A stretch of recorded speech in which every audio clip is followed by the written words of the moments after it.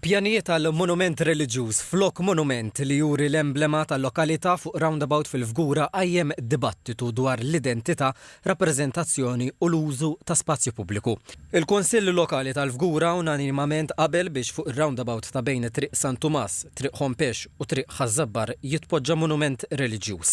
Skont id-dokumenti sottomessi lill-awtorità tal-ippjanar l-istruttura jekk tiġi approvata se tikkonsisti f'kolonna bil-Madonna tal-Karbnu fuqha li se jkollha ta' madwar 15 il-metru, viċin il-livell tal-bini fil-qrib.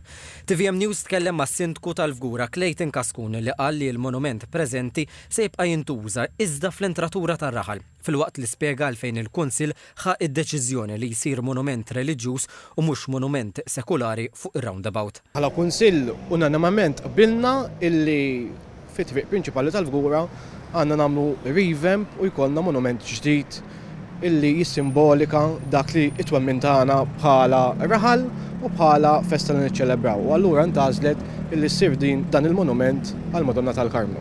Nifhem nisma' lin-nies tal-Fgura u l-għajta tagħhom hija li huma favur il-monument il-ġdid. Fl-aħħar mill-aħħar l-identità tagħna aħna rridu noħdu ħsiebha. Parti minn hekk il-Fgura hija relattivament moderna u l-istorja tagħna aħna rridu nibnuha.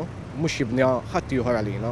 Kompla jgħid li l-bord kien magħmul minn qdiet tal-festa l-pirjol tal-Knisja, ex-sindku li huwa draftsman u li kien ħadem fuq il-monument li hemm preżentament u żewġ kunsilliera, is-sindku innifsu u l-kunsillier Charles Bonello.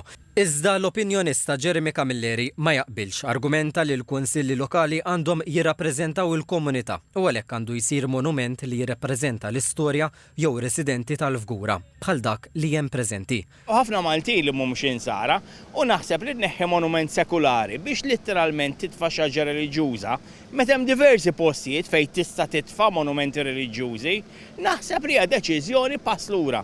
Jien m'għandi ebda problema li jkun hemm monumenti reliġjużi, assolutament le. Malta kull kantun li dduri ssib monument reliġjuż. Hija parti mill-kultura antika u mill-istorja tagħna m'għandix problema. Aħna fil-waqt li għandna narfu u nirrispettaw l-identità kattolika ta' ħafna, identità kristjana li wkoll sawret lil pajjiżna, irridu nirrikonoxxu wkoll li dik mhijiex l-uniku stampa ritratt ta' Malta bħala stat u bħala poplu. L-applikazzjoni għal dan il-monument bħalissa qed tiġi marbla mill-awtorità tal-ippjanar.